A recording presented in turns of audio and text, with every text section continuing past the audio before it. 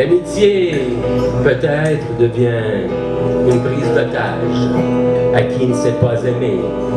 Attendre des bruits de toi, les murmurer après au firmament qui me garde vivant, visible dans l'invisible réalité. Difficile à croire qu'on existe vraiment, profond instant qui meurt. Au bout de mes doigts, j'écris la mélancolie. Elle cache tous mes poèmes d'un noir qui me rappelle une nuit sans ciel. Si les oiseaux t'avaient dit leur dessein, leur aurais-tu coupé les ailes?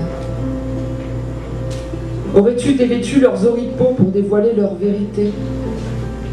À connaître l'aventure avant de la vivre, aurais-tu mieux armé? À connaître le mouvement des nuages, aurait-il été plus réel? Tant de questions qu'on pourrait se poser, mais à quoi bon? Quand alors, à nos propres désirs, nous n'avons pas encore donné de nom. Je vis d'une maison puis une autre encore, encombrée d'objets que des fantômes ont laissés. Les vêtements sortent des penderies et s'accrochent à moi. Les cintres se lancent au sol et me supplient de ne rien jeter.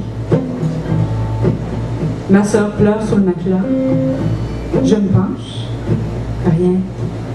Ni personne. Je hume les tricots. Je déplie les robes.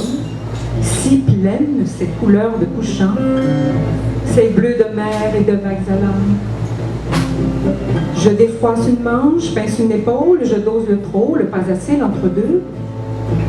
Les images abondent et guident mes doigts vers une femme qui ne me ressemble pas. Si j'avais une lettre, c'est important une lettre, c'est le commencement de tous les mots. Et moi justement c'est avec les mots que j'ai du mal. Oh ben je suis pas tout seul, hein. Ceux qui étaient là avant, ceux qui sont arrivés les premiers collants, ils en ont eu les mal, hein. Même qu'ils ne pouvaient pas s'entendre avec les indigents. Chaque vendredi avec mes amis, on rit, on se donne des défis. Nous pensons tous différemment. Nous sommes tous différents. Pour moi, c'est toujours l'ajustement. J'ai souvent eu de la difficulté à gérer mes sentiments. L'islam c'est ma vie, j'en vis, j'en écris. C'était une ville aux odeurs de village, là où on ne fait pas de quartier pour ce couple gay, hispanique, allophone, qui tremble devant un gang d'individus trompestement arrogants, d'un regard persistant comme un doigt qui pointe. C'est vif, siffla le serpent, le cœur gros de même sur le chest. Mais soudain, le vent se leva et les bateaux se dispersaient. Je t'écris, d'une boîte à allonger le temps, à étirer l'hiver jusqu'au dernier silence. J'écris d'un lit de mort saupoudré de silence. Je t'écris de la cendre où tu n'existes pas. La mort partout, sous la boîte grinçante. This authority sends you to the shelters, not to the hospice. Throwing the towel right into the ring.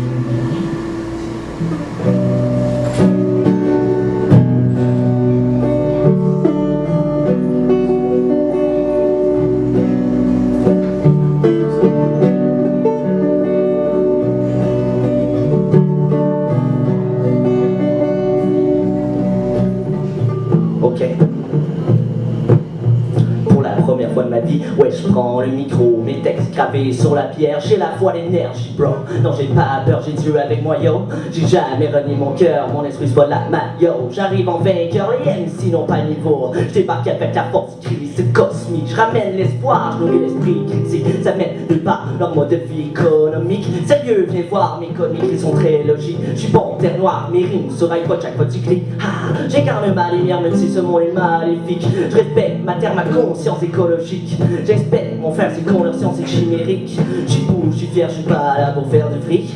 C'est fou, leur guerre, frère, ont tout ce qu'on mérite. Les gens endoctrinés, manipulés par les médias. Heureusement, ma vérité, j'ai pas trouvé sur Wikipédia.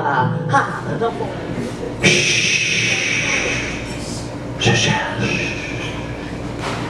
Je cherche le chemin vers la source, la fin de la course. Je m'avance, recherchant le silence, chérissant chaque chance, cherchant la paix des sens. Je cherche. L'homme est un bruit. Il broie, il brise, il crie, il grise, il brime, il bruisse, il crisse. L'homme est un bruit, je te dis. Pas le rôle d'un félin qui miaule, pas le col d'un orignal, ni quelque chose de normal, un hurlement animal. Non. L'histoire des petits doigts. Un petit doigt en l'air qui se prenait pour un autre. Est-ce qu'il y en a dans la salle? Un petit doigt en l'air qui se prenait pour un autre. Il se prenait tellement pour un autre qu'il voulait se tourner les pouces. Comparé avec un petit doigt, il ne peut pas se tourner les pouces, hein, quand même. Hey, mais le pouce le voit venir par à peu près. Hey, toi, le petit doigt, là! T'as même un petit doigt qui veut se tourner les pouces? Crème! Comment t'as deviné ça? C'est moi qui suis supposé deviner. Ouais, mais c'est moi qui se tourne les pouces. Regarde ta job, regarde ta mienne. OK, t'as bien raison. Regarde, c'est pas de même qu'on dit ça, t'as bien raison. On dit, t'as bien raison. OK, t'as bien raison. Regarde, tu vois bien que tu l'as pas. On recherche souvent, à travers les reliques de nos ruminescents souvenirs, de vagues éclats de couleurs, de flous larmoiements de lumière, qui pourraient nous permettre de raviver la foi dans la nature propre de nos rêves. Nos rêves perdus entre les illusions feutrées de notre passé non résolu. Nos rêves obscurcis par les ombres posthumes de notre déni affectif, donnant ainsi naissance à la plus perfide des langueurs qu'est la nostalgie. Nous nous abreuvons à la lie de ce faux fuyant qui, à défaut de rendre libre, a l'habileté d'altérer ce qui fut, bien qu'en fait, il n'en fut rien de plus que mémoire étiolée et impression irrésolue. Alors que nous mourons d'envie de revivre certains moments dérobés, de revoir certains visages disparus, de reprendre certains mots lancés sans crier gare ou chuchoter sans trop y croire. Et je m'inquiète. Je me demande s'il voudra lui survivre. Le poète a succombé à une dose létale de réalisme. Sur sa peau, on a trouvé des traces de cynisme. Et la prose qui circulait dans son sein n'a plus irrigué son centre de création. Le poète est mort de son dernier poème. On a eu beau lui dire que son inspiration lui reviendrait. Il n'en a rien cru. Il ne tiendra qu'à vous, cher ami, d'être aussi grand que moi, lui dit-elle. Quittez votre épouse, vous ferez bien. Vos pareils sont misérables, dont la condition est de mourir de faim. Suivez-moi, vous aurez un bien meilleur destin.